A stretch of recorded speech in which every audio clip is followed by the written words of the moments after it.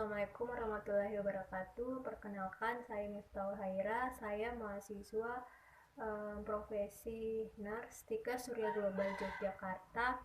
Di sini saya akan menjelaskan sedikit tentang keseimbangan cairan dan elektrolit pada pasien gawat darurat. Sebelumnya, saya akan menjelaskan terlebih dahulu apa itu pengertian dari cairan itu sendiri. Cairan adalah air beserta unsur-unsurnya yang di dalamnya diperlukan untuk kesehatan sel. Dan cairan ini sebagian besar di dalam dan di luar sel. Nah, adapun cairan dan elektrolit sangat diperlukan dalam rangka menjaga kondisi tubuh agar tetap sehat. Selanjutnya, saya akan menjelaskan tentang fisiologi cairan tubuh. Nah, fisiologi cairan tubuh itu sendiri terbagi ada komposisi cairan tubuh. Yang pertama yaitu dewasa muda, di mana 60% dari berat badan adalah air, sisanya 40%, 18% protein, 15% lemak, dan 7% mineral. Selanjutnya, cairan tubuh 60% dari berat badan. Cairan intrasel 40% per BB dan ekstrasel 20% dan interstisial 15% dan plasma darah yaitu 5%. Nah, selanjutnya saya akan menjelaskan tentang fisiologi cairan tubuh. Di sini fisiologi cairan tubuh terbagi menjadi 3. Yang pertama difusi, osmosis, dan transportasi aktif, di mana difusi merupakan proses di mana partikel yang terdapat di dalam cairan sehingga dapat bergerak dari konsentrasi tinggi ke konsentrasi rendah sampai terjadi keseimbangan. Sedangkan osmosis itu sendiri merupakan bergeraknya pelarut bersih seperti air melalui membran semiprodel dan larutan yang berkonsentrasi lebih rendah ke konsentrasi yang lebih tinggi yang sifatnya menarik. Selanjutnya yang terakhir yaitu ada transfer aktif, di mana yaitu partikel bergerak dari konsentrasi rendah ke lebih tinggi karena adanya daya aktif dari tubuh seperti pompa jantung.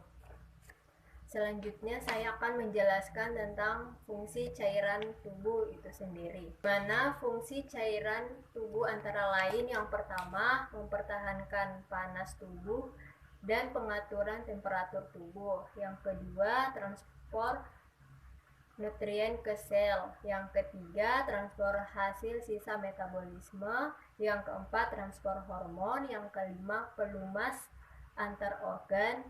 Dan yang terakhir yaitu mempertahankan tekanan hidrostatik dan sistem kardiovaskular. Selanjutnya saya akan menjelaskan tentang gejala klinis kekurangan cairan dan elektrolit. Di sini gejala klinis yang terjadi jika seseorang itu mengalami kekurangan cairan dan elektrolit. Yang pertama yaitu pasien merasa haus, anoreksia, perubahan tanda-tanda vital seperti tekanan darah, nadi, suhu, dan respirasi. Terus dia badannya merasa lemas dan badannya juga pucat. Terus kalau pada anak-anak di sini anak-anaknya ya sering rewel.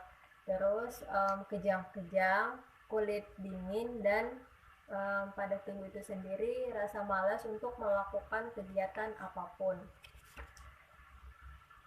Baik, di sini saya akan menjelaskan tentang keseimbangan cairan. Nah, di sini rumus untuk mengetahui keseimbangan cairan yang harus masuk ke dalam tubuh itu sendiri, yaitu harus menggunakan rumus cairan masuk dikurangi cairan keluar dikurang IWL. Nah, sebelum masuk ke rumus yang tadi, kita menghitung IWL-nya terlebih dahulu, di mana rumus IWL itu sendiri yaitu 15 dikali berat badan dibagi 24 jam.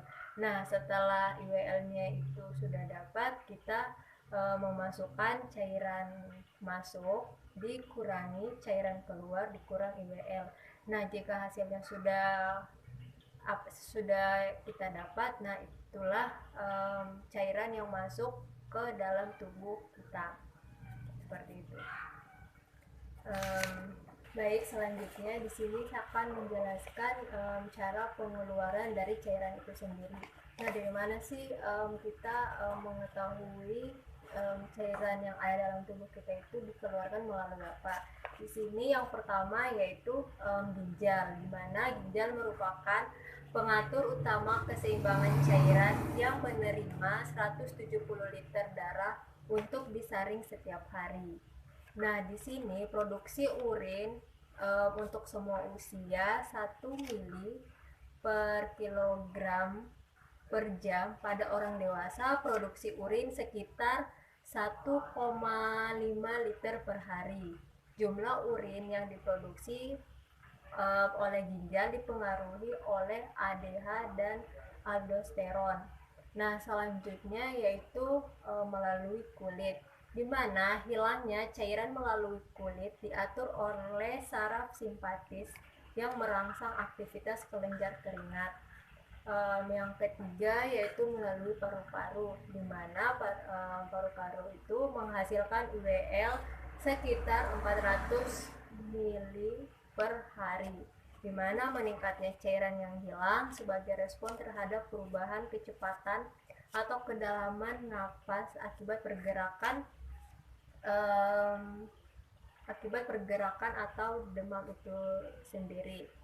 Terus yang terakhir ada gastrointestinal, di mana dalam kondisi normal cairan yang hilang di gastrointestinal setiap hari sekitar 100 sampai 200 ml. Baik, selanjutnya di sini saya akan menjelaskan sedikit tentang kebutuhan cairan dan elektrolit berdasarkan berat badan dan umur. Nah, di sini untuk umur bayi ya yang 3 hari dengan berat badannya 3 kilo yaitu memerlukan cairan 250 sampai 300 ml per 24 jam. Untuk umur yang 1 tahun yaitu dengan berat badannya 9,5 kg membutuhkan cairan 1150 sampai 1300 ml per 24 jam. Untuk usia 2 tahun di mana berat badannya yaitu 11,8 kg, cairan yang harus masuk yaitu 1350 sampai 1500 ml per 24 jam. Untuk umur yang 6 tahun dengan berat badan 20 kg memerlukan cairan 1800 sampai 2000 ml per 24 jam. Untuk yang usia 10 tahun dengan berat badan 28,7 kg dengan cairan yang masuk yaitu 2000 sampai 2500 ml per 24 jam. Untuk yang usia 14 tahun dengan berat badan 45 kg, cairan yang masuk yaitu 2200 sampai 2700. Nah, untuk 18 tahun ke atas dengan berat badan 54 kilo itu memerlukan cairan sekitar 2200 sampai 2700. Baik, selanjutnya di sini ada keseimbangan cairan dan elektrolit itu sendiri. Yang pertama untuk gangguan keseimbangan cairan di dalam tubuh yaitu bisa terjadi adanya overhidrasi dan dehidrasi, di mana overhidrasi yaitu kelebihan cairan yang ada di dalam tubuh itu sendiri. Terus yang kedua ada dehidrasi, di mana dehidrasi yaitu kekurangan cairan yang tidak sesuai di dalam tubuh. Terus yang selanjutnya ada gangguan keseimbangan elektrolit. Nah, di sini ada banyak sekali ya. Yang pertama yaitu ada hiponatremia, hipernatremia, hipokalemia, hiperkalemia, dan hipokalsemia. Selanjutnya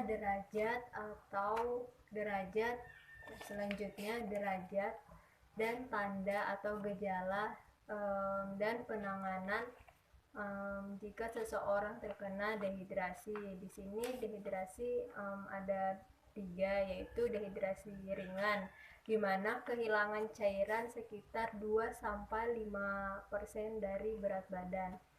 Tanda dan gejalanya di sini yaitu membran mukosa kering, meningkatnya rasa haus, turgor kulit menurun. Nah, untuk penanganannya itu sendiri yaitu memberikan cairan 50 ml per kilogram berat badan per oral setiap interval 4 jam. Untuk yang dehidrasi sedang yaitu kehilangan cairan 5-8% per berat badan.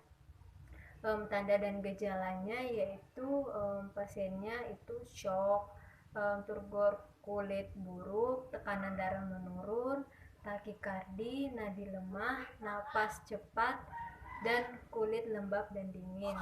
Untuk penanganannya itu sendiri yaitu memberikan cairan 100 ml per kilogram atau lebih setiap 4 jam per oral bila masih memungkinkan, dan lakukan IV ASAS.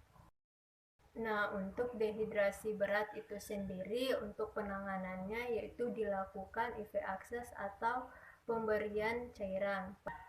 Baik, selanjutnya di sini saya akan menjelaskan sedikit tentang cara menghitung cairan infus pada orang dewasa dan anak, di mana dewasa di sini memakai makro dengan jumlah tetes 20 tetes per menit, di mana jumlah tetes per menit yaitu jumlah cairan yang masuk dibagi lamanya infus per jam dikali 3, seperti itu. Untuk yang anak di sini memakai tetesan infus mikro. Di sini yaitu jumlah kebutuhan cairan dikali tetesan infus 60 dibagi lama infus per jam dikali 60 per menit, seperti itu, dengan cara menghitung cairan infus dan untuk penanganan gawat darurat.